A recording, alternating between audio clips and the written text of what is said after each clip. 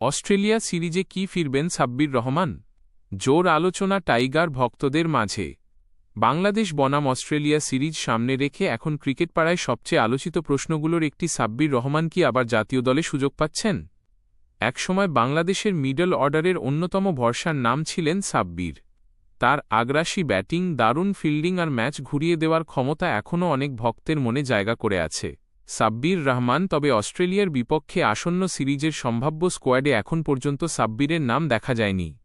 বাংলাদেশ ও অস্ট্রেলিয়ার 2026 সিরিজে 3টি ওয়ানডে ও 3টি টি-20 ম্যাচ হওয়ার কথা রয়েছে।